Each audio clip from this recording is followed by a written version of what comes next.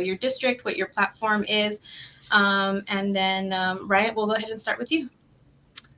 Awesome. Well, Ashlee and Mike, thanks for having me on again. Long-time listener, second-time presenter, I guess, right? My name is Ryan Woodcraft, and I am running for SISD District 2.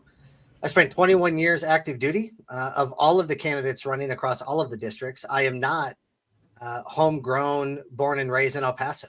I originally grew up in Michigan, and towards the end of my Army journey, my family and I fell in love with this community, and we decided to make it our retirement landing spot. And so we chose El Paso.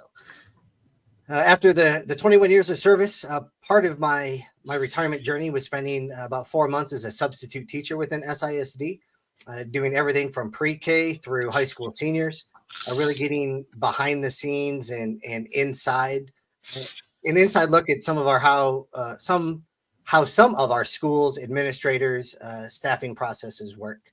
I have 2 children that both attend SISD schools. My oldest is a freshman at Pebble Hills High School. My youngest is a 5th grader at Carrasco Elementary, where Mr. Carter also volunteers at. My oldest is involved in baseball and band, so I'm a part of both of those booster programs. And I'm also the executive director of a church that rents out the Herschel Antwine Middle School cafeteria on Sundays for our worship services.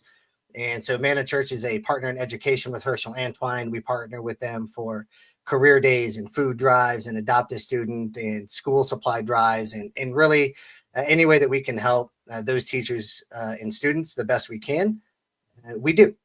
And so I'm sure we'll dive into more of the who's and the whys in the hows. And so I'll turn it over to Josh for his intro.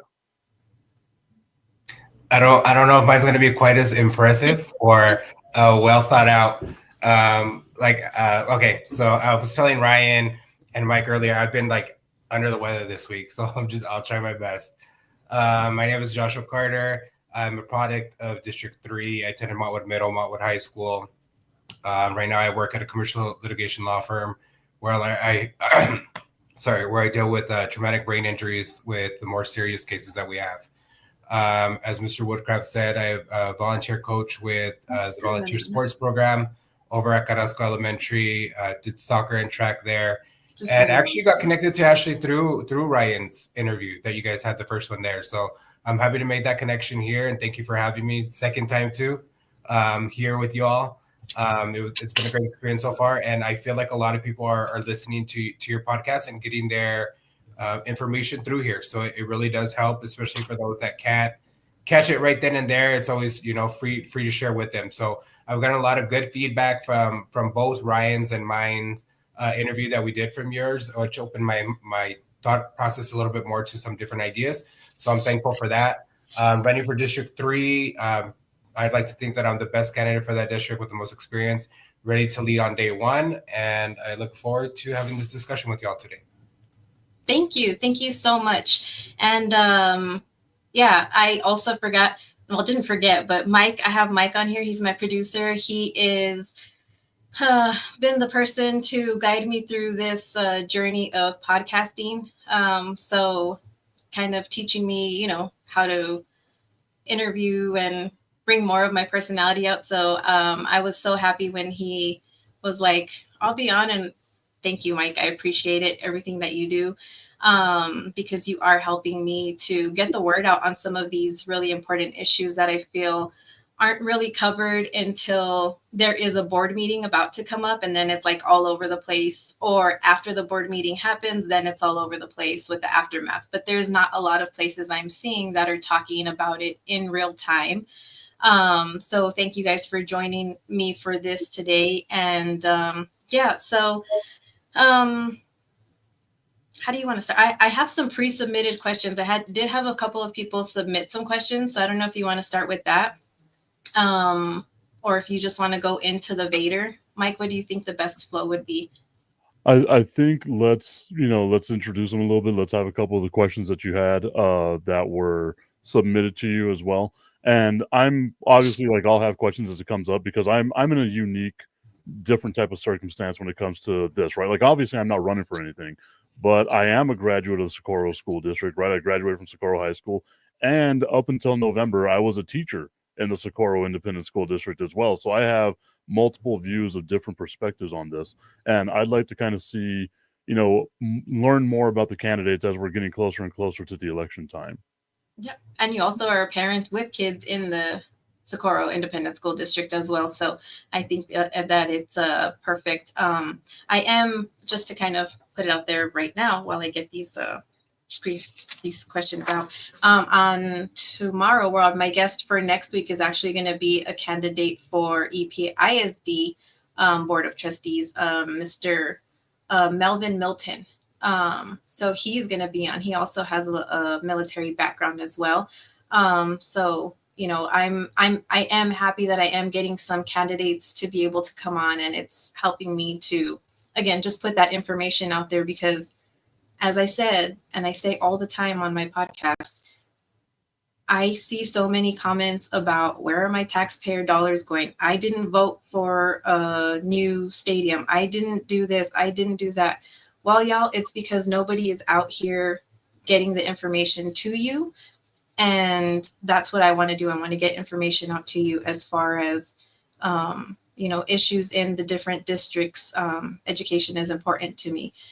So I think that us continuing to do this is super cool. I'm super excited.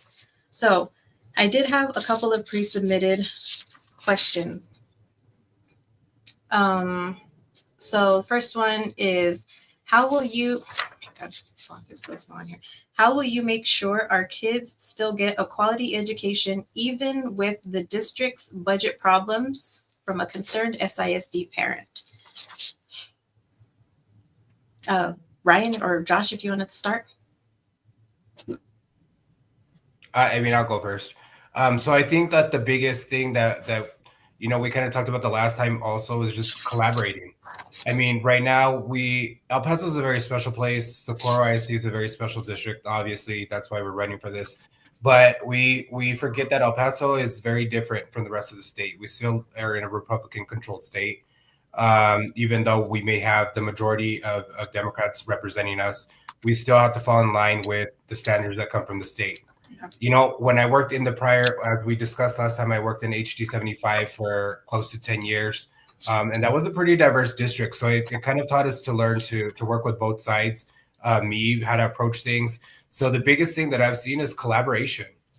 Collaboration, bringing, everybody to the table and hearing everybody's opinions and thought processes regarding whatever the subject is. We're not always going to be the experts on everything, but I feel like if you collaborate, you're able to get some good ideas from people, maybe see different ways to approach things. I know that that's changed my point of view, and hearing Ryan's other podcast, the interview that he had, opened my eyes too, to see things a different way. And there's a couple of other candidates too that I've seen their ideas and thought, hey, you know what, that's a good idea. I didn't think about that before. So I think just in basic collaboration and just coming together and putting our thoughts together, seeing how we can best, as a school district, best address the issues that are confronting us. We know that we're still in a deficit. There's still problems that we have to face. The session's not over, so amendments can come up like crazy. Once they start passing these bills, it's going to be like rapid fire. And so I think we still don't even know what that final package is going to look like, right? We don't know what public education is going to look like once the session is over, because we're still in the middle of it. So I think just having an open mind, being able to collaborate with people regardless of party affiliation, even though it's a nonpartisan race, that still exists, right? That mentality. I'm open to work with anybody that wants to forward the district. So I would say collaboration is what's going to get us through this. Yeah, Josh did a great job there talking about working together. There's too much dissension, divisiveness, and hate, not just in our community, but in every community. Everywhere. And I think too many people want to stand on street corners with signs, pitchforks, and torches and protest this president, that senator, this congressman, that policy. And I don't want to do that. I think far too many of us have so much more in common that when we can work together on to achieve than we do screaming and yelling about the subtle differences that we have with each other. Mm-hmm. And Josh is right. I mean, it's a nonpartisan race, right? It's supposed to be independent, but we all bring certain ideologies to the table. And coming from a third party background, I have no choice but to work with everybody else. Mm-hmm. And so, that collaboration is key. Now, how do we address that specifically to quality education within the construct of the financial turmoil that our district is in? I believe that there are three people that should be involved in your child's education: your child, the parent, and the teacher. The farther away you get from those three, the less they should get a vote. Austin should get a minimal vote, and Washington, D.C. should get none. Because they're so far away from who you are, what the culture of our community is, the ins and outs of your child's gifts, talents, and abilities, and how they learn and how they need to learn. And so I think that also needs to be a collaborative effort between the student, the parent, and the teacher. So we need parent involvement, not just in election season, not just when teachers are getting laid off and fired, not just when we have to take out loans, not when people are talking about raising property taxes.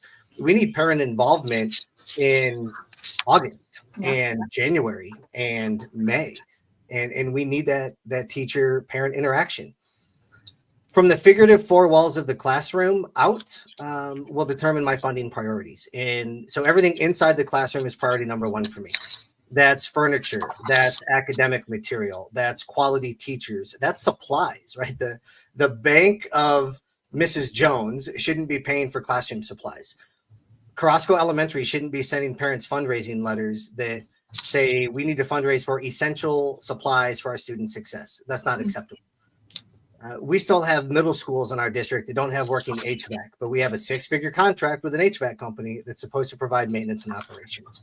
That is not a conducive learning environment. And so, when we start talking about making cuts, because cuts will have to be made, the farther away from the classroom you are, the more susceptible to cuts you are. Now, there's some ways that we can bring in revenue that aren't increasing taxes, and I'm sure we'll talk about those in a little bit. But the classroom is my priority: the student, the teacher, and the parent, and that's where funding needs to be directed. The farther away you get, the more susceptible you are to get cut. Yeah, and I like what you said there about making those hard cuts. I think a lot of what ended up happening here as well. Hindsight is 2020, right? All the time, but I think that we're in a climate where people don't want to make these hard decisions. They don't want to do these things that could possibly have saved. They're trying to make everybody happy, right? So a while back was the SISD Aquatic Center. They were talking about closing it down or trying to get rid of it, sell it, because it's a lot of money for it to be upkept and things like that. And there was a big outpouring of people showing up and saying that they didn't want to close it down. They didn't want to have anything to do with it. My grandfather actually got up and spoke there at the board for that because he does go out there and he does swim, when he can, or it's like every day or every other day or something like that. But anyway, I think had we had a point where somebody just pragmatically was like, look, we're going to have to make cuts. We're going to have to get things to a place where it's going to suck. It really is. We don't want to have to close these things down. We don't want to have to do these things, but it's necessary in order to prevent us from, one, they are considering a short-term loan, right? A $35 million short-term loan currently, on top of adding that Vader to bring in an estimated $28 million for the district. So had somebody stepped up and said, as a board member or somebody saying, hey, these cuts are going to suck, but we need to do it. I feel like, my question to you guys is, would that be something that you are ready and ready to do, where we are we need somebody in there who isn't going to be afraid to not hurt people's feelings, not make anything, but I don't know how to say it in a more, Mike, go for it. Yeah. So I think what the question that's going to be asked is how do you go about saying, okay, these are the cuts that we need to make. These are the heads that need to roll. This is what needs to be changed in order for us to have more success in Socorro Independent School District. Ryan, I'll start with you on that one. Yeah, I think, right. And I'm looking from the outside in, right? So I have not been part of the district staff for the past 10, 15 years, right? This is from an outside in perspective. There is a significant lack of strategic planning and proactiveness with the staff and the board. Does all of that responsibility lie on the shoulders of the board? I think it does, The board hires the superintendent. They direct the staff. And I think for far too long, the Board of Trustees has just rubber stamp approved everything that the district has presented them. And so I think there needs to be less reaction. Ashlee, to your point, if people thought about what does our district look like in 3 years, in 5 years, in 8 years, how does SISD strategic plan line up with the city of El Paso and the county of El Paso's plan? We talked about duplicative services last time. What services are overlapping? Where can we scale back? And we have to take a significant pragmatic approach to future planning, not just hitting yes to whatever the staff recommends.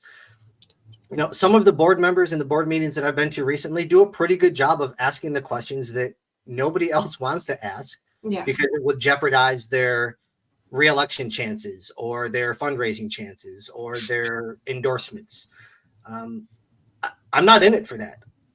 I'm in this race to get our school district back to where it should be, right? To be the standard bearer of excellence in our community. So yes, those tough questions have to be asked. Am I going to slap the table today and say, this is cut, that is cut, this is gone, you're out, you're fired? I will not. But we collectively need to have some very frank conversations between the trustees, the district staff, and the school administrators. And then I think kind of just going off of what Ryan said, it's just being upfront, being upfront. When we go to some of these doors and we talk to some of these voters, they're not shy about what they feel, what they feel needs to be addressed in the district. And so I feel like that's a good point to bring too. You're supposed to be the voice of those people that you're representing. So I feel like bringing that straightforward, honest talks back is what we need too. There's different areas, and like Ryan also said, there's different points of being strategic of where we could have done this. There's a bill that was introduced this session. It's HB 3293 by Mary Gonzalez, and it has to deal with the electrical rates that the school district would pay. This is not the first time that this has happened. That a bill like this has been introduced. In El Paso, maybe yes, but in the state, no. So what it does is would reduce the electricity rate depending on what passes. Some districts have seen a 50% in reduction in electricity rates. So I think that's a good idea. I think bringing different ideas on how to save money would be good. This is the first time, and I worked in the legislature even prior to Representative Gonzalez. I worked for a different rep. This was the first time that I saw this brought up in these past 10 years, which I think is a great thing because the school district was spending prior to the electric buses $500,000 a month on electricity. Now with electrical buses, close to $1 million, that would have saved a lot of money over a lot of months. But if we don't bring these ideas forward, if we don't collaborate and share these ideas together, then how can we push these, great initiatives to go through? It's session's almost halfway through. Is it going to pass? I don't know. I hope it does. If not, hopefully next session it does. But if we prepare and we play offense, not always defense when it comes to public education, especially for our home district, I feel like that's going to be a game changer. So I feel like I'm very happy with the candidates that are running this time because it's very different from what we have now. And I think that you have a lot of people that want to change the district. And so that's going to be good for Socorro. And I feel like having different blood there on the board brings new ideas in, different thoughts, different initiatives that different board members want to bring. I feel like it's going to be good for the district. So I think just having that straightforward approach, and the way I see it is I would talk to the board and, to the stakeholders the same way that voters talk to us at the door. Very straightforward, very honest, and very blunt. Cool. And just another, kind of piggybacking off of what you're talking about there. What we've seen a lot of is that trust in the leadership of SISD in general. Well, I would say across the board everywhere right now, right? But specifically in SISD, the trust and concern for some parents and staff has been lacking, like they don't have it. How would you address, and I think you kind of touched upon this right now as far as like collaborating, coming out and speaking to the public more and getting them involved, but how would you work to rebuild that trust within the community that has been lost? And also with the transparency, like how would you plan for being more transparent in what's going on? Ryan, I know that we've kind of had discussions before about the school board and their agendas and things like that. You also, I don't know, did you like read the rule book on like the board and everything like that? Because you're always coming up with these things, and I'm like, what? I didn't know about this. And just the other day, you posted something about the board members not being able to say that they would vote in favor of, right? Is that correct? So like, how would you? Well, I guess for you, that would probably be the start of building that trust and transparency, right? But can you just elaborate more?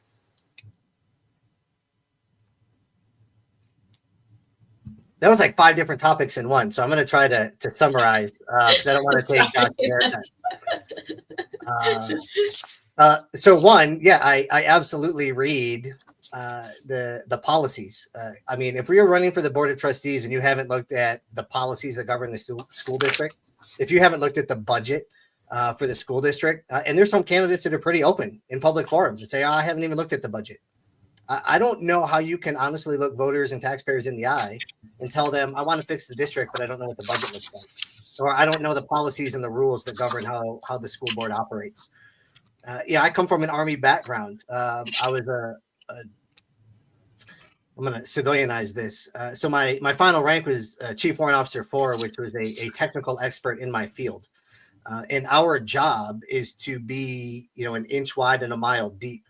And in order to do that, you have to understand the technical parameters of what you're working with. You have to understand regulations and doctrine and policies, because it's our job not only to get the job done, with the boots in the dirt, fingers in the grease mentality, but it's also to protect our commanders, to make sure that they don't do anything that's illegal, unethical, or immoral in order to accomplish the mission. And so for sure, reading through, the rule books and the doctrine and the guiding principles is very important for me. The theme of my public speaking comments at every school board falls back to 2 basic principles to get to kind of your initial point. What is significantly lacking from this body and Board of Trustees is leadership presence and community responsiveness. The representative for District 2, I have never seen at an event that I have been at in District 2. I don't know what this representative does or doesn't do, but they're not present and they're not listening to concerns. And so just being where the people are and not expecting them to come to you with concerns, I think is number one. You have to be involved in the community that you're representing, whether that's block walking, whether that's, going to football games, whether I don't care, just be where the people are and listen to them, because people want to tell you their story. They want to tell you their concerns, and you have to be there to do it. The second part of that is community responsiveness. Don't pay them lip service. Take notes and learn. Josh is right. There are some very bold people when you ring their doorbell, because if you're bold enough to ring their doorbell, they are bold enough to tell you exactly what they think and want. Even when I am not their candidate, they'll tell me, I'm not voting for you, but here's my concern. I'm good with that. And so take it down. I'm not shy about saying, you know what, that's a great question. I don't know. Let me do some research. Can I call you? Is this a good number? Email? Do you want me to ring your doorbell again with an answer? And I have, my wife will attest, if anybody wants to ask her, I have spent plenty of nights researching and calling to get answers so that I can respond to potential constituent concerns. And I'm not even elected yet. I think you have to do that. If you want to establish trust, if you want to establish mutual respect, you have to be present and you have to be responsive. And Josh? No, Ryan had the perfect answer there. I think part of it is bringing back putting the community back at the forefront. A lot of these people have been there for a while. And so maybe that's a reason why they don't want to do these public things.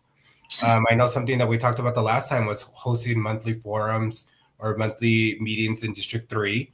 At different schools, different areas, just being more visible in the district as a whole. I think I'm not going to talk bad about the current trustee that was there, what happened, what didn't happen. All I can give you is my perspective and say, look, I'm running as a candidate. My offer, I guess you could say, platform to you to be engaged in the community is to host these monthly forums. A lot of people have my phone number, my email. I'm pretty easy to contact. I get messages on Facebook, different avenues. I mean, there's really no excuse for you not to reach out back to someone because they literally can get to you anyway. You know what I mean? Email, phone call, text, Facebook, Instagram, Twitter, like literally anywhere. But I think bringing back that community aspect towards it is one of the ways of doing that, is just being transparent. One of the ideas that I also had is kind of the way that City Hall or city reps do their meetings.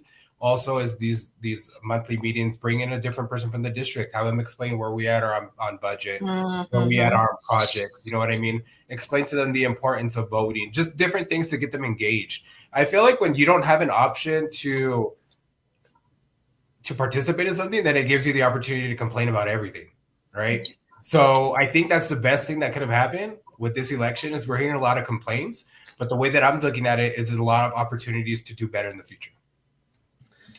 Yeah, Josh, that was great. And, one of the things that I'm seeing from Representative Nino is he's working collaboratively with elected officials at all levels.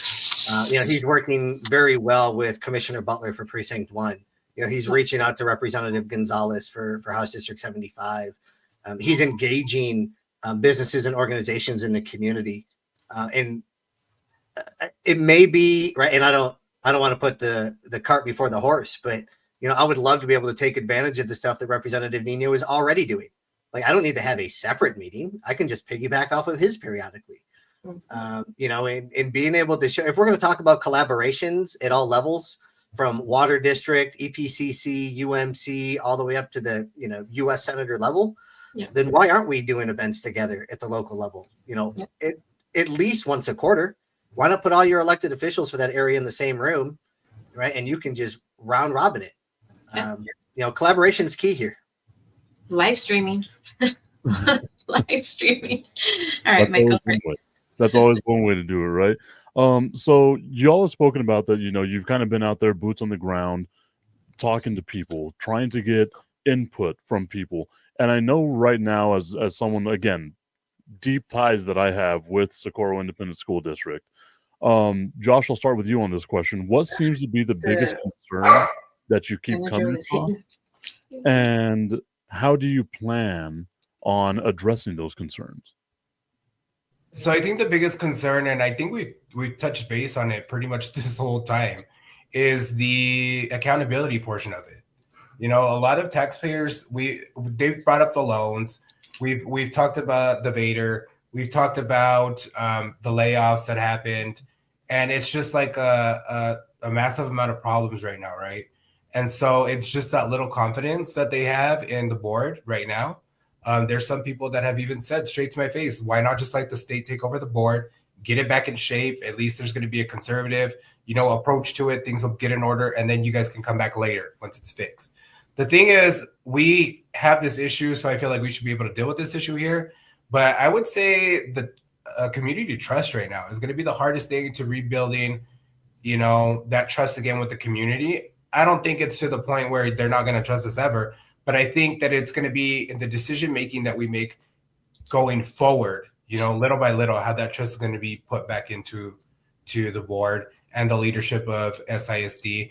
And I think, definitely it's manageable. I feel like if we do host community meetings, like Ryan was saying, maybe piggyback with other representatives and just start building that community coalition again, I feel like that's going to help a lot. Bringing ideas into the institution. One of them was, and I got this idea from collaborating with stakeholders, was creating an oversight committee in SISD so that we can go over these budget items, right? Have each board member appoint 3 people to this committee. And it kind of gives you a different set of eyes on something that's not rushed, a couple hours, a couple days before a board meeting. And so that gives you enough time to, if you're going to poll your district, poll people, whatever way you want to approach on your community engagement gives you time to do that, as opposed to a couple of hours, before a meeting, say, hey, show up here if you want to talk about this. Newsletters, live broadcasts, YouTube videos, Instagram. There's different ways to connect, but I feel like it's going to be rebuilding community trust is going to be the biggest obstacle that we have to get over.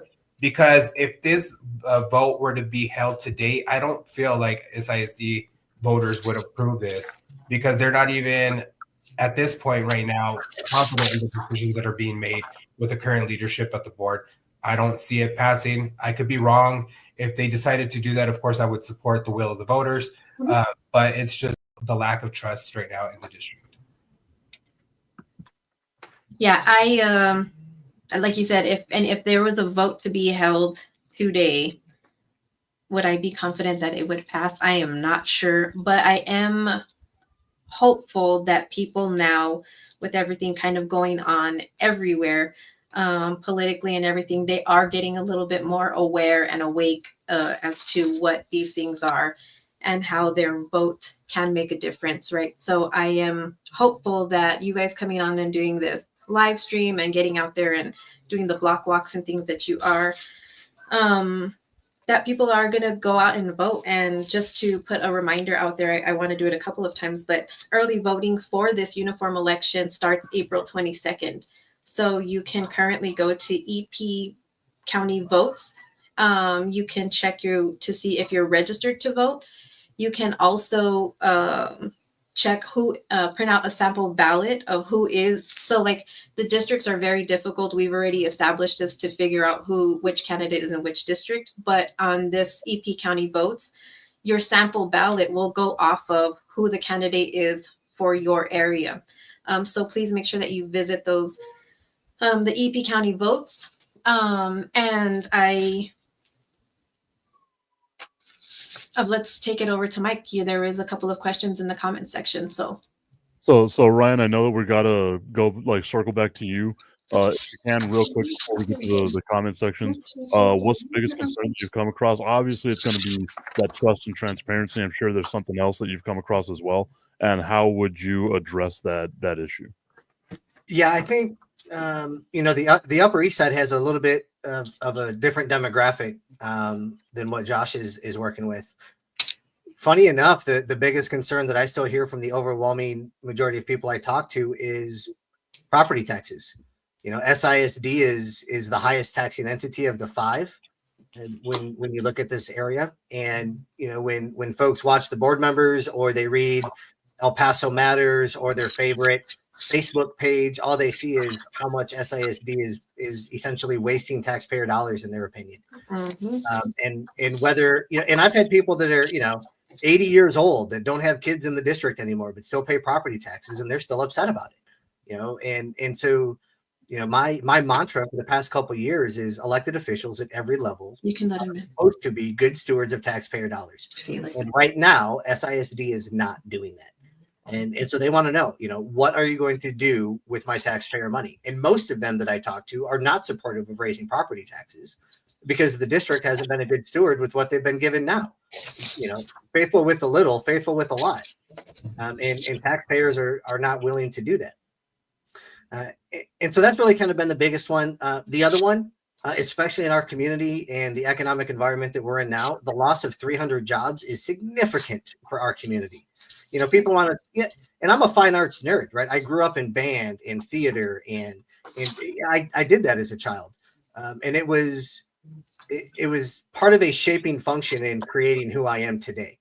And people are concerned that not necessarily removing arts programs, but removing the teachers that are qualified to teach those programs and then trying to train general education educators to do it for them is going to have a significant impact. I've had numerous voters, ask me, hey, your son marched in the Tournament of Roses parade in Pasadena, California. Would that be possible in 4 years when a majority of our 6th graders didn't learn how to play the recorder in elementary school? And now their 6th grade band teacher has to teach them how to read music versus how to play an instrument. That's going to put everybody a year or 2 behind, if not managed properly. And that's a valid concern. So going over to some of the comments that we have here in the comment section, Augustine Pimentel is asking what kind of experience or what kind of training do the people, I guess you all who are running, do you have to be in these leadership positions as far as the board of trustees go? So cool. How can you see on the Joshua? I will start off with you on that one. Well, I would say that right now it feels like an experiment, right? Because we haven't gotten it right. But I think, we all come from different backgrounds. We all have different things to offer to these different positions. And I think that's what makes Socorro a great place. It's not one standard candidate. Everybody's coming with the best intentions of moving the district forward. You know, Ryan has a great platform. I respect a lot of his point of views, and he's opened my eyes, honestly, to see things in a different way. And so when we look at these opportunities for change for the district, I think having a good array of leadership experience on different levels, you know, whether you're new at leadership, and that gives you the opportunity of kind of learning how to do things. You can see the ways that have worked in the past, the ways that have not worked. You know, that's always good to have because it brings a fresh perspective. You also still need your seasoned veteran leadership, right? Because they're the ones that are going to kind of guide you through the process of doing things. And somehow you want to hope that in the middle, you find your own way of doing things in that middle kind of balance, I guess you would say, between a new person and a veteran. And so I think that we all have different backgrounds, which is evident. Our approach is different. I like the community engagement approach to it. I may not always have the answer, and Ashlee and I talked about this the last time, but I feel like the network that I've grown over the past couple of years in these different positions that I've had has helped me find the answers for people. And so I just think that it's going to be hard. It's going to be rough. But I think having people at different levels of leadership actually is a good thing for the district moving forward. Was that on the comment, Mike? Okay, additional comments that we have is you're talking again about an oversight committee. What type of training is there going to be? Because that's going to be crucial. What is it that we're looking for exactly whenever it comes to oversight that you want to try to hold people accountable for? Because I think that that's what the overlying message is right now, especially with the way things have gone with SISD, is there needs to be a level of accountability held here. So I guess we can change this up. What kind of training is it going to be? Like who would comprise these oversight committees? So I think the general idea of the oversight committee is just to have each member appoint 3 people. You know what? It's going to be different for everyone. I can't tell you, there's not going to be parameters to tell you this person needs to have A, B, or C. If Ryan feels that someone's qualified to serve on that, and, you know, my idea or thinking of is different, that's really not my choice. I'm not representing District 2. That would be up to Ryan to do that. So whether, you know, I choose, example, last time I ran, catering was brought up, that they had spent $1 million in catering and we're still coming back and asking for more funding. You know, I didn't know that because I don't specifically work with that department, or that was brought to my attention from someone that was an outsider. So I just think having those different kind of eyes would be good. I would think of community stakeholders, people that are active at the meetings would be good people inside the district. I mean, there's no concrete idea what this oversight committee would look like, what the appointments would need to look like either. I think it would be up to each representative to make those decisions on their own. And I think the more diverse, the better. You know, I think the more people we can get from different backgrounds, different leadership, different just experiences, I feel like puts more eyes on the budget and different things that bring to people's attention, like this catering issue. And I feel like the more people we have, the more diversity, the better. Yes, I think I also think a lot about like the training and things like that need to go into some of these positions. And I think that when you're in a position of like being a board member and having these oversight committees and things like that, it's kind of difficult to gather the people for the oversight committee. One, because the school district is already spread thin, teachers are already spread thin. So having them to spend the extra time to either be an expert in one thing or add to the things that they already have. Mike, you were a teacher, so I'm sure you know this exactly, is that you're an audio visual teacher, but I need you to do tutoring after school. I need you to do this. So I don't know if there would be a way possible to do an oversight committee. And we kind of talked about this before. The superintendent advisory committee, I'm not sure if that's still a thing, but it did used to be. And they had different, so like they had parents from each school that were representing that local area and things like that. So I think one way that we can do this, because again, these oversight committees, they're not paid positions, is getting the parents to be involved, right? When I was in SISD, because I did choose to homeschool my children. But when I was there, I was volunteering 40 hours plus. I was on the superintendent advisory committee. I was in the committee on the school with the principal and the administration. So I really would like to get parents to see the importance, just when you guys are fundraising for band, when you're fundraising for football, when you're fundraising for baseball, when you're fundraising for these kids and their team sports, because y'all go hard. You guys go to tournaments all weekend from morning to night. I think that if we have a group of parents that are putting that much effort into being advocates, then we would have a little bit more of a wide variety of an oversight committee, just being able to have parents involved in that way. And I would, it's not easy. I know parents, it's hard making time to do all of those things, but nobody is going to care more about our children, their education, their future than we do. And so we have to have people who are speaking up for them, who are holding these people accountable. And I think that we have gotten so complacent over the years where we just trusted the school board because that's what you do. And SISD, EPISD are seeing financial struggles, and it's because people have gotten complacent. And we're just like, no, they're doing what they need to do. And we don't care about it until it's going to hit our pocketbooks, or they're going to cut classes, or they're going to make it more difficult for teachers. So I think that parents make it a point to be more involved in the schools, and to the schools, the administration, be more transparent and open to the parents. I used to do a newsletter for the elementary school that we were at. Me, a parent volunteer, not getting paid for it, not anything. I would do a school newsletter, and I would have important dates. I would have important issues. And I think that every school has parent volunteers and coordinators. I think that we need to be those people, those voices. And again, I'm not in SISD, I homeschool, but I just really feel for everybody. I feel for the teachers. I feel for the parents. I feel for the board members. I do.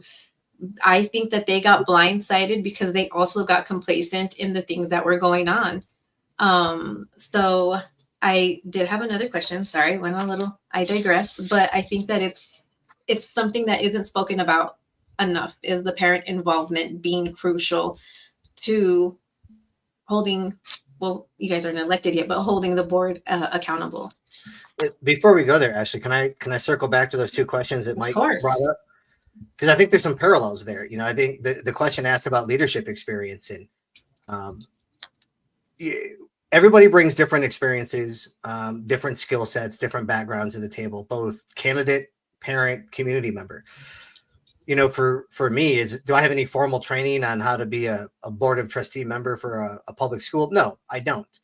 But 21 years of active duty leading, teams of 3 to cross-functional team emergency response for, 4,500 service member units, really drives critical thinking and, understanding decision, second, third, fourth order effects. And here's where some really cool parallels come into play. I currently serve on 2 city boards. I serve on the Bond Overview Advisory Committee for the City of El Paso and the Ethics Review Commission for the City of El Paso. And so, what Josh is talking about really resonates with me, because some of these communities with elected officials do this already. Do we need one board of 21 people? I don't know, but I would like to see 3 boards of 7 people. What if SISD had their own Bond Overview Advisory Committee when the quality of life bond for SAC 2 and the maintenance facility and the Socorro High School repairs? What if there was a board of community volunteers that made sure that SISD followed basic project management capabilities and skills, making sure we're staying on time, within scope, on scale, and to budget? This is project management 101. Would there be some qualifications needed to be on that board? Yes. I would like somebody with PMP or project management experience to be on that board, somebody with, financial acumen to be on that board. I'm a nerd for campaign finance reports. I want to know who's getting the money, where's the money coming from, how's it being spent. And I look at all of it, not just for my race or other people's races. I look at county commissioners and I look at everybody's. And when I look at how SISD has candidates file their finance reports, to me, it opens up the door for a lack of transparency and accountability, because elected, the folks that are sitting on the board now do not have to file, July 15th and January 15th, like every other elected official in our community does. And so when they file their initial finance report, they could, and nobody has, right? I'm not saying anybody has done this election cycle, but they could start with $40,000 in there as, a loan to my campaign, because they receive donations of $15,000, $20,000 from people, and we'll never know who they are. So I would like to see, a citizen volunteer board like the Ethics Review Commission, with some type of policy and guidance that holds elected officials and candidates for our school board accountable for what money they're bringing in, who they're accepting it from, conflict of interest, right? And recusing themselves of votes on the board when they know they have a financial interest in one of the contractors. Nobody's holding them accountable for that right now. And if you put 7 to 11 citizens in charge of that, I think you're going to start to see a shift in the culture on the board. I think that's a great idea. And I've noticed that I watch the city council meetings as well. They stream them, and they've been very good about doing that and being more transparent, more specifically when they're talking about the El Paso Electric, trying to do the rate increase as well. So I did have another pre-submitted question. This is going back to the Vader, which is something that I did want to hit a little bit more on. Just again, a reminder, if you're just tuning in, we are doing a live stream with 2 of our candidates for SISD Board of Trustees, Ryan Woodcraft for District 2 and Joshua Carter for District 3. And we've just been discussing some important thoughts and things that we can, and having them answer some questions that were submitted on how they plan to, or what their plan is for if they get elected to the board, and also why they're the best candidate for your vote. So the Vader is, again, it's the SISD voter approval tax rate election. This is, according to SISD, going to help fix a major budget shortfall. It would let the district increase the maintenance and operations portion of the property tax rate. So it's basically asking for your property taxes to be increased slightly to bring in more money for the everyday school expenses. So like salaries, school supplies, and utilities. According to SISD, if the Vader is approved, it could generate up to $28 million for the district. SISD is also currently facing a $38 million deficit. And they're considering, on top of the Vader, a short-term loan of $35 million. So they're just kind of adding. One of the pre-submitted questions I have is, will property taxes go up if the Vader passes? I am on a fixed income. How will this affect me? From a lifelong El Pasoan and grandparent of 3 SISD students. So, Ryan, if you'd like to start. Sure. And those are the questions that I get asked about every third door, when I talk to voters from that exact demographic. To say that your property taxes would go up if the Vader is approved, I think is speculation at this point, because we don't know what the tax rate is that the board would be asking for. And to be completely fair, this is a staff-driven initiative right now. The board has not voted on it. Credit where credit is due, being proactive in the process. The staff is setting the groundwork in the event that the board decides that this is an avenue that they want to venture down. Then the board and the district staff are prepared to take that to the voters in November. Right. As of right now, there's no guarantee that it will or will not happen. Right. And with that, we'll determine what is the tax rate. It's very easy for me to look at somebody and say, of course, right? If we vote to raise the tax rate, then that means property taxes will go up. There's more nuance than that to it. When you look at, how much debt are we alleviating? The county's doing that. They're playing the semantics game with, well, this amount of debt is going to go away, so we can issue $54 million in new debt, and you won't see a change in your property tax. Well, that's true, but if you didn't issue new debt, that means I would save money in my property taxes, and that would help those on a fixed income. And so I think having it, even if it doesn't increase taxes, if it doesn't decrease taxes, that's still going to be harmful to the most vulnerable in our community. And so I think that we need to have that open, frank, honest conversation about what this really means. I have significant concerns that the district staff has not done the homework on what they're getting ready to propose. In my very fast scripted 3-minute speech to the board a couple of weeks ago, I laid out that, and ironically enough, the slide was skipped after I gave my presentation. But, one of the spokesperson that the staff had recommended was using the board president to be a spokesperson for this Vader. Under Texas Ethics Code Texas Ethics Code, that is impermissible. That is an ethics violation that will result in an investigation and probably at least a $500 fine. You can't do that. Any advocacy by an elected official for or against a measure like this is not legal. And I think you're setting elected officials up for failure if you try to do that. There also cannot be any advocacy from the staff, right? So saying it's vital that this passes or else, you can't do that. That is illegal, right? Anything that's presented by the board, by the district staff, has to be informational only and cannot sway for or against. And I don't want to sound negative or overly negative when I say this, but I don't think the board and the staff are prepared to remain neutral when they give that presentation. That may be something that we need to look at having a third party do to ensure that we toe the line legally, ethically, and morally. But yes, I share the same concerns that if the Vader is approved, depending on what the tax rate is, your property taxes more than likely will go up. And when you look at the economic environment of our community as a whole, and I'm passionate about this, so I'm going to take the extra 30 seconds and then Josh, I'll give it back to you at some other time. But the city taxes are going to go up. The county taxes are going to go up. Our utility rates are going to go up. Reciprocal tariffs from the current administration means cost of goods and services are going to go up. And so by not decreasing our property taxes at our highest taxing entity in the community is not going to help that. It is getting harder to stretch a dollar in our community, and this will not help. Josh, you want to add on to that? I think I'll just stay with Ryan's answer. It is not, but I think he hit so many things on the head, right? So SISD is not the only one that's looking at it. You're still paying taxes to the community college, the hospital, the price of groceries are going up, food, everything's going up. And that's what I hear a lot at the door too. The average age voter in my district is 70, so they're already living on a fixed income. A lot of people don't even have kids in the district anymore.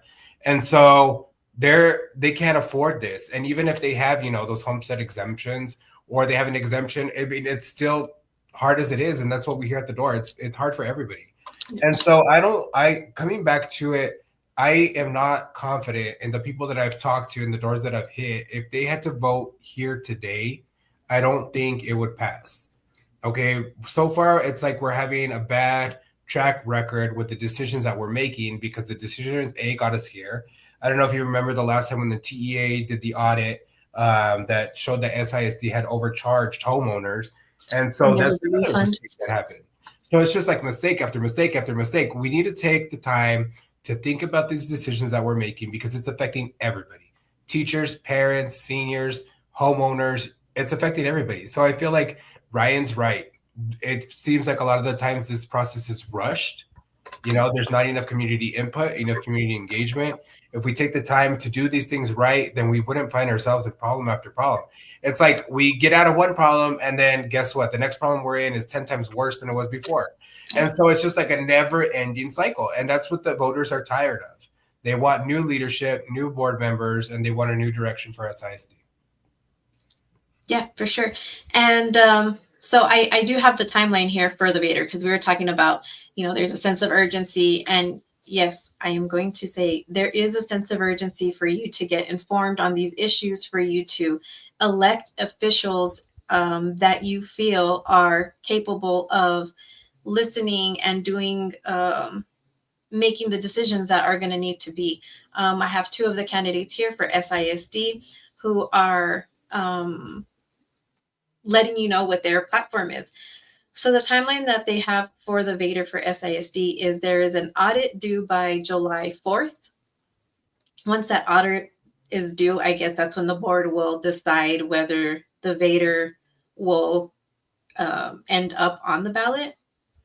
Well, hang on. So it's the audit due by July 14th. Then the Vader decision by August 18th by the board, right? I believe is what it needs to be.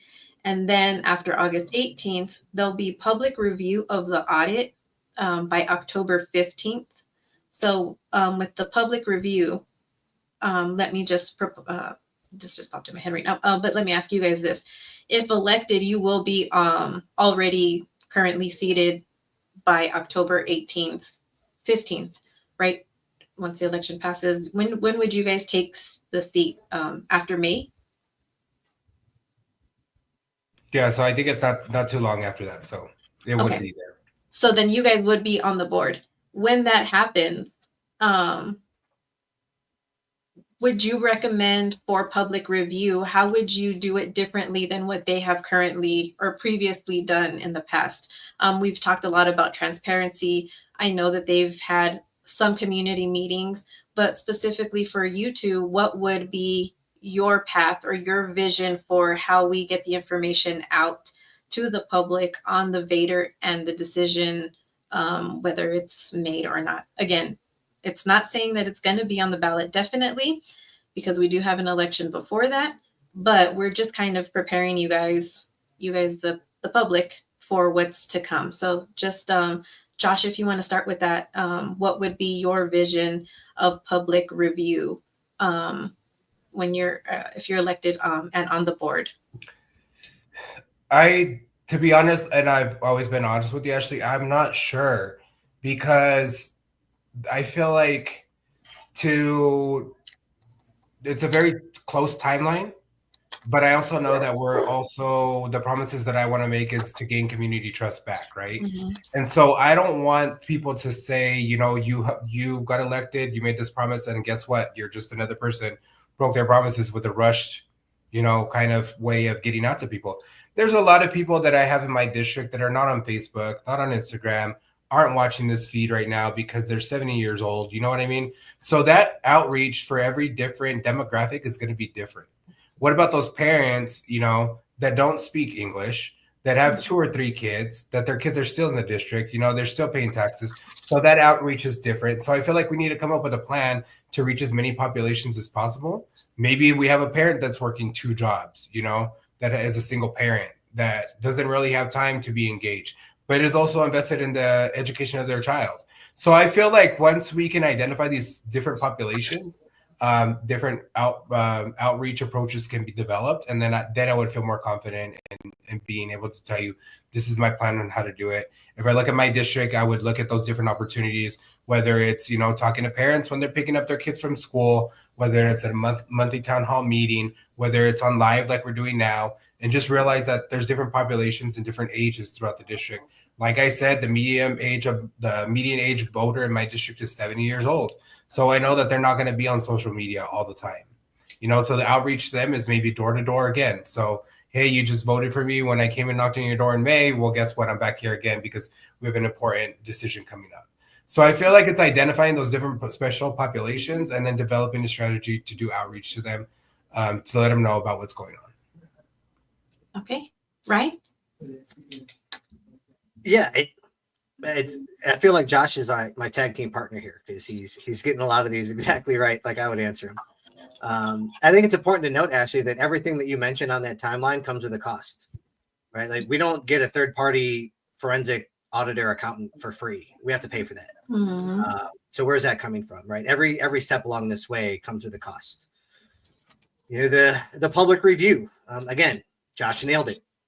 I would like to leverage existing infrastructure and meetings. So, if when elected and when this comes about, I would like to work with Representative Nino's office. I would like to work with Commissioner Butler's office. I would like to work with existing community organizations like the Rotary Club. I want to go where people are already meeting, not try to create another meeting for people to fit into their already busy schedules as much as possible. The key with this is remaining factual, remaining informational without dissuading or persuading a vote. And I don't know if the district right now has that capacity. I think there is way too much emotion centered around the finances of the district from everybody involved to truly make it a neutral level playing field. Yeah. And so again, understanding that everything comes with a cost, can we find a third party to make a presentation that's factual? If you leave it, assumption, I cannot prove this. This is speculation only. If we leave it to the district, they're going to shape it with, we could raise 28 million by doing this. Here's how we would apply it. And here's how everything would be better because we got $28 million. I want to look at the past 7 years and go, if you expect us to give you $28 million more, what did you do with the money that we already gave you? Because here's where this was misused. Here's where this wasn't spent wisely. There was a gentleman on Facebook. I read a very lengthy post on a Facebook page recently, and he gave very detailed timelines by year, by dollar amount, by process that the board did, and how they went from a massive surplus to being in the situation that they're at now. And what and it was great, right? Like, it was very informing. I learned a lot. And the question that still came back to mind is, why would you choose to go that route? If we have a surplus and you have to spend some of that to stay out of trouble with the state, why wouldn't we use that for preventative maintenance instead of waiting for our HVACs to die? Why wouldn't we make necessary repairs? Why wouldn't we make necessary upgrades? We could look at staff incentive bonuses or Christmas bonuses for staff. Like, there's other ways to smartly, properly steward taxpayer dollars than just pass a budget with deficit spending because we have the surplus to make up for it. Like, that's not the right way to do business. And so I think the current staff and board needs to be held accountable for the past 10 years. And we need to be prepared to answer the mail there as we move forward, regardless what the budget looks like, regardless of where the revenue streams come in. We have to be open kimono with the budget, where it's going and how much it's going to cost. Okay. Yeah, I think too, like, a lot of what happened before was they were just so hell-bent, because I remember when we were in the school district and I was on all those advisory committees, they were just talking about new schools, new growth, growing out. And I think that's where the majority of everything went. They went from that surplus to, we got to build a school here. We got to build, there's 2 schools on every corner just about. And I think that's where a lot of it got away. So it's going to be very interesting to see with new candidates on the board, how that looks. And I'm excited to see it. I'm excited to kind of see what happens. Again, everybody, they're early voting for this SISD. There's other things on the ballot as well. I'm just focusing on the SISD. For the Board of Trustees is early voting April 22nd. Make sure that you log on to epcountyvotes.com. I think it's .com. I don't think it's .org. epcountyvotes.com. You can put in your information, I think it's like your birthday, name, zip code. You'll get a thing up there that tells you if you are registered to vote. You will also be able to pull up a sample ballot so that you can see what it is that you will be voting for. And I think you guys I don't have any more pre-submitted. Is there a submitted question? Mike, is there another one on there? On Instagram? So we do have a question over on Instagram. They're saying, what does that accountability look like? Like, I think that's been like a big word today, right? Like accountability, as it always should be. But I think what some of the people out there, because Augustine, even over on X, was talking about it, what does that accountability look like? And Ryan, we'll start with you. Yeah, I hate to say that it's different strokes for different folks, but it's easier to hold district employees accountable than it is elected officials, because ultimately to hold elected officials accountable, that's up to the voters and how the voters choose to vote, whether that's a recall election, whether that's voting them out the next election, whether that's doing public comment every month at the school board meeting, punching me in the face for something that I did that you don't appreciate. Yeah, and that's the nature of politics, right? Like 51%, or 50% plus one have to vote you in, and you can't make everybody happy. There will be decisions that trustees will make that people will agree with, disagree with. And I think having those open, frank conversations matter. So accountability for elected officials, I think that ties hand in hand with transparency. You need to know what their financial interests are. You need to know where their money is coming from. They need, there needs to be somebody that's holding them accountable if they don't recuse themselves. Right now, we don't have that mechanism in place because there's no policy that prevents that. There's no oversight board or committee with the school board, that somebody can file a complaint with. Really, and it sounds a little absurd because we're talking about a local school board, but if you wanted to file a complaint against any one of the trustees on SISD, it would have to go to the state Texas Ethics Commission. That's where you would have to file the complaint with. And I would encourage people to do so. If you find something that you find illegal, unethical, or immoral, report it. Whether that's the local law enforcement or the ethics commission. But, making sure that our elected officials at all levels know that people are watching. We can have different opinions on political topics, but when it comes to votes that impact livelihoods and jobs and our children's health and safety and education, the elected officials must know that the voters are going to hold them accountable. That flip side is also true. The superintendent is an employee of the district and reports to the board. The board is responsible for holding the superintendent accountable for the decisions they make or don't make. And that includes the decisions of the staff and not just rubber stamping everything that's brought before them. And so, what are those, I don't want to say, like key performance measures and indicators, but what are we basing their performance off of? Because it's a pretty PowerPoint and they talk nice and it makes us feel good. Where's, there's got to be more teeth than, just a pretty brief in numbers. So I think it looks different. I think it looks different for everybody. But we need to start by having some standards in place from which to deviate. Yeah, I think that's good. I think, Josh. And I won't give my answer too long because it's a basic question with a basic answer. I think accountability. I get asked all the time. All these students that graduated from SISD without the requirements that they had, where was accountability on that? All these stipends that were approved that didn't go through the board, where was the accountability on that? Where all these mishaps that were brought up, where's the accountability on that? So if we can have those answers to go to voters and say, look, this is my plan for accountability, it's kind of useless to even run for these positions, right? Ryan, I feel like, has a great plan. Like he said, if you see something wrong, report it. That's the best thing you can do because the person wouldn't know. You would go to the Texas Ethics Commission to place a complaint, right? And so I feel like educating the community on how to empower themselves is the best thing we can do also. Accountability, that helps keep us accountable. Because when something else happens this next time around, which I'm hoping it's not, fingers crossed, we'll be able to say, you know what, we were on this podcast, we said we were going to make a difference, we didn't do it, hold us accountable. I would say the same thing, hold me accountable for the things I said. If I don't hold the town hall meetings, hold me accountable. If I don't do what I say I'm going to do, hold me accountable. I feel like right now SISD has been getting away with some of these small things. Mm-hmm. And now people are really frustrated and mad because the problem has grown so big. Mm-hmm. I said, but like Ryan says, there's avenues to do it. I think educating and empowering people, let them know that they have the power really in the end to vote these people out or to see a change in the district. That's what we want to bring. I feel like a difference, a better SISD.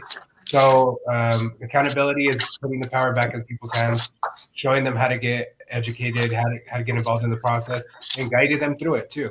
But like Ryan said, hold us accountable in the end because we're the ones making these promises to you to hear today. Yeah, I think that's great. And I will be one, even though my kids are not in SISD, I'll be asking you guys like, hey, what's going on? Where are the meetings? But I don't think that if you're elected, that will be a problem because we have had such open dialogue. You guys have been very gracious with your time and coming on, and you guys shoot me text messages and you're like, hey, Ryan, me and you go back and forth with the board meetings. And I will throw in my 2 cents on these board meetings because I do watch them. And this is just another PSA to parents and people attending these meetings. When you're going up there to talk to the board members, I get it. You're angry. People are angry. But going up there in a condescending manner, going up there and picking on each one of these board members, I understand your frustration, but doing things like that does not make for resolution. All it does is it takes the focus off of what the issue that you're trying to get across is, and it takes it to another level of you being the focus.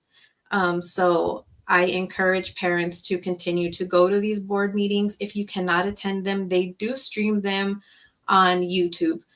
I think it's like All In SISD. I'll put the links up on my Instagram page so that way you guys can, well, you can't click on there for them, but I'll put them up there. Again, you guys have been very gracious. I definitely will hold you accountable. I know that Mike will definitely hold you accountable. And I really do hope that the parents who have tuned in today and the people who have tuned in have gotten a better idea of who you are as a candidate, what your platform is, and what you intend to do if you're elected. So I would just like to ask for a one last thing for tonight, because hopefully we have you guys on again. Just why should people vote for you? Plain and simple. If we can just get what makes you the best candidate and why should people vote for you? And Ryan, we'll go ahead and start with you. Excellent. Well, hey, thanks again for having us on. I really appreciate this. You guys never shy away from the hard questions. I've done a couple of interviews where they give you the softballs and you don't throw softballs. So I appreciate that. Look, I'm a You got to parent. talk about it. Yeah, you have to. We got to talk about it, right? Yeah, and I still think I owe you another appearance to talk about mental health in a professional capacity. So I owe you that. Yes. Look, I'm the parent of two SISD students, a freshman in high school and a fifth grader. And I'm not running for school board because I have some political agenda that I want to achieve. I'm running for school board because I want the best for my kids in this public education setting. It would not be difficult for us to move them to a charter school, or a private school or homeschool or co-op. Those are all, they all look different. We want our children in SISD and we want to do our best within the community. I'm one of those candidates that I don't have to get involved in the community once I'm elected. I already am involved, specifically within our school district. I'm involved with baseball boosters. I'm involved with band boosters. I'm involved as a partner in education with Herschel Antoine Middle School. I worked as a substitute teacher for 4 months. So I've been, while I cannot fully appreciate and resonate with everything that our full-time teachers do on a daily basis, I do have an appreciation for it because I've made the attempt to walk in their shoes. And I very quickly realized that is not the career path for me. And so kudos to our teachers. And I want to be your advocate. I am the best candidate for this position because I care that much, because I'm involved that much. This is not a paid position, and it's not something that will further political careers. This is all about getting our school district back to a standard of excellence financially so that we can help our children succeed once they graduate. I am not going to be the trustee that sits behind a dais and preaches and talks. I'm going to be the trustee that rolls up their sleeves because El Paso, it's time to get to work. Thank you. And Josh? I'll keep mine short. And I always feel bad going after Ryan because he has like the perfect speech and then it's kind of like me. But I agree with everyone. And I think Ryan's a great candidate. And I know that district's going to do well with him there. So my name is Joshua Carter, running for District 3. I'm not new to the district. I'm a product of the district. And I feel like I'm the best candidate for this race simply because just like Ryan, you won't have to wait to see me already involved because I've already been here. If you do your research, look at the other candidates. Their voting records are up. See who's been consistent with voting, who's going to show up and what their motives are for running for this race. So some of us come with just, a plan because we wanted to run. Some of us are coming with thoughts, ideas, and actions to get it done. I know Ryan's one of those people. I'm one of those people too. We have a plan of action moving forward and we're ready to hit the ground running. I just ask for your vote and your support for District 3. Even if you don't vote for me, come out and vote. It's a low turnout election. Even if I don't take this position, I'll still be out there advocating for the community. And so I look forward to meeting with you all again. Ryan, it's always good to see you and hear from you. Thank you, Ashlee and Mike. Thank you for spending time with us here today. I didn't feel my best today, so my voice is kind of going away now, but I appreciate you guys taking the time to do Thank this. you for being a trooper and coming on with us. And again, just a reminder to everybody, early voting starts April 22nd. I have my phone out here because I pulled up the EP County votes. I don't just tell you guys to pull these things up. I actually go on them myself all the time. So the last day to register to vote was April 3rd. April 22nd is the first day of early voting in person.